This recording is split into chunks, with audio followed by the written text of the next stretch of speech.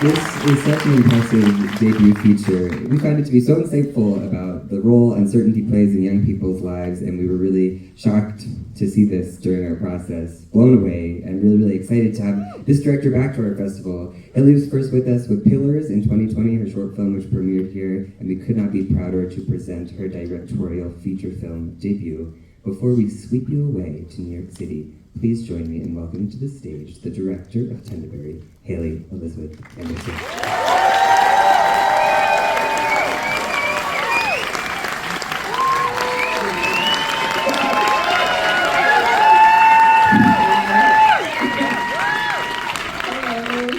Hey everybody. Thank you for being here. I'm really proud and happy that most of our Tendaberry family is here. Big shout out to our production designer, Sid Flint. We love you. I'm so excited and grateful that we're under one roof, finally, to share this journey. I love filmmaking because it is a collective experience. So I would like to thank the Flies Collective, Rex Productions, Neon Heart, and Spark Pictures for their endless support for this film. We would not be here if it wasn't for them, along with all the heart and hard work and beautiful craft that everybody else put in, from the actors, production design, costume designer, everything. Oh my gosh, sorry, this is crazy. But from the bottom of my heart, thank you, Ash, thank you, Sundance, for having us back again and believing in our little film from South Brooklyn. In 2019, I was in a very dark place, but while I was in it, the city held me and taught me what it means to be human, to hurt, to lose, to miss, and to love and to cry alongside the 10 million other people who are around me. And I found comfort and answers in the simple in-between moments in the street and in the people. And they're all here in this room and in between, and all the sounds, the images, and the love we poured into this story. Shout out to Stephen Gerald, my bonus dad, who told me to run to the city from Texas and that I would find my people there, and I did. So thank you again for being here tonight, and I hope you enjoy our film, Tendaberry. Tendaberry team, Haley, Coda, and Yuri.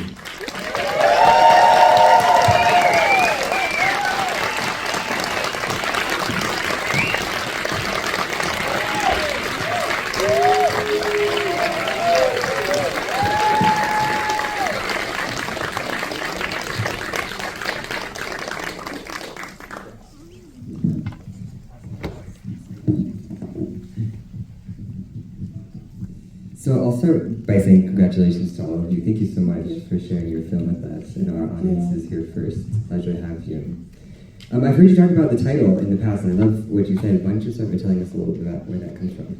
Yeah, Tendaberry comes from a Laura Nyro song called New York Tendaberry, and I think the song is her love letter to New York, where she's from, and I thought it was fitting. It's one of my favorite songs. I love Laura Nyro, and the sentiment of that song fits the sentiment of the film and my intention. So, yeah, beautiful. And you two, tell me what spoke to you about the project and sort of how you all got together on it. Well, I met Coda in 2018 on the train, on the Key train. Weird. And we kept in touch, and I think every so often, you know, we took pictures and went to Coney Island and stuff. And then one day I was like, hey, do you want to do a film? It was a little more than that, but I think she was just so compelling. And yeah, I just asked her, hey, do you want to do a film project? And I guess we can see this. How we met. Do you remember that? Oh, yeah, of course. Tell them. Yeah. Yeah. And what was it like for you in your first film role? It was a crazy, nothing less than a crazy ride, but yeah. I learned so much along the way, and yeah, it's really cool. And you did a great job. Yeah. Thank you all. Coda, you guys had such great chemistry and really set up, you know, the emotional depth of the story. How did you guys develop it on set, in rehearsal, all that? I think it just was pretty natural. Yeah. Just kind of very natural. just kind of. It's that Do you easy. remember, yeah. Amazing. Do you remember your first, the first day we had like a screen test in the house, and we just sort of played around like that game when we were chasing each other? That was from our like first screen test. Oh, really? Do you remember I made you like sing to him? Also. We had so many awkward moments. Yeah, it was very awkward, but I had to. It made it so much easier, to work with each other. Yeah, I had to make sure that you were like super comfortable and to be awkward in front of each other is a part of it. Very, very important. How much of it was written in advance? So there was a different script that we started with. It was a kind of a vignette film that followed different characters, and Coda was one of them. And then we filmed that portion, and there were so many characters it became sort of impossible.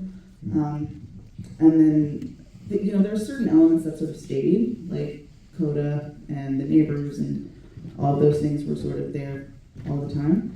But I think we had to deal with so many challenges on the production that had to sort of change as we went. Like, there's some recasting that I had to do, location change. The Ukraine War was one of them. That wasn't a story, that wasn't in the story at first, but we filmed like the winter section, and he had already gone back to Ukraine, and then that happened. So it was like, we're living in reality, so I have to sort of kind of mix that in. So we had to write, there were some elements that sort of stayed the same, but a lot of it changed as we filmed.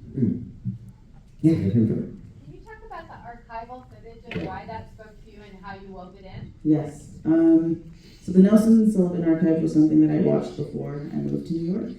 I was really sort of obsessed with, the club kid scene, East Village, Pyramid, and I sort of wanted to learn what that was like before I came there, and I was like surfing YouTube, and I found him, and I just started watching all of it.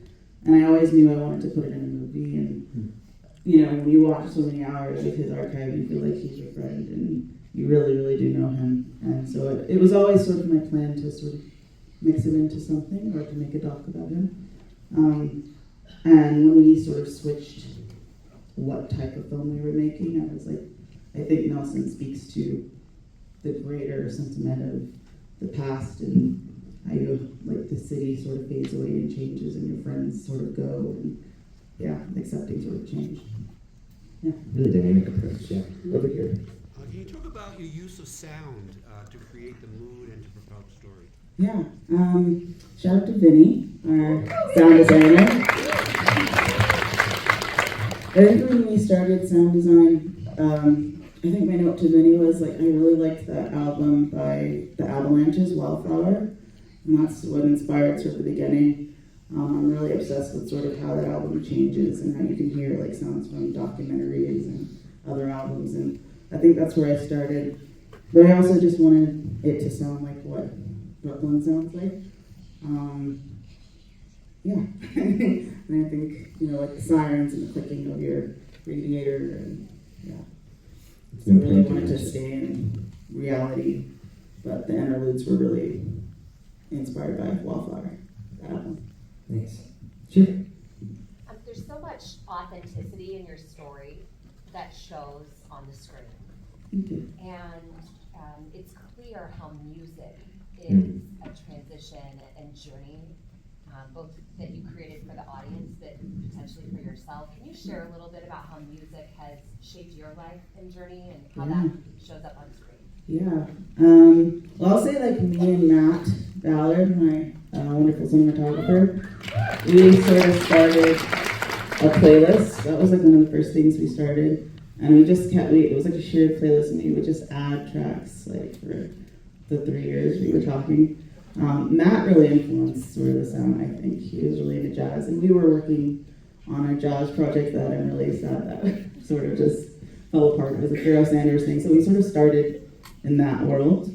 But music is always so important to me because it keeps you alive, it keeps you afloat. I think if I weren't doing film, I would love to do music, or like music supervision, or ethnomusicology or something. It's just such a part of our lives, and keeps us alive, and so I think music will always sort of be there in my film. I think some of it is that there are like two sort of meanings. I think definitely it's like something that when somebody's like when they were developing New York, it's like they won't go away. They're just going to keep going there and staying there. That was one meaning, and then I think in the third interlude, it's like a completely different thing. She's talking about she became friendly with one and it turned on her. And it's like sort of symbol for like life, I suppose. Like where you think it's all nice and fuzzy and you're feeling great, and then all of a sudden it comes back to bite you. So I do, yes, resilience could be one, and then life is the other. Thanks.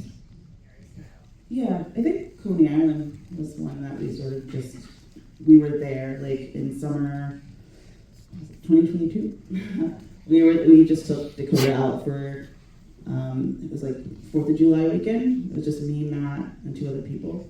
And we filmed most of the stuff that you've seen in the end sequence. So that was doc. And then the rest was narrative.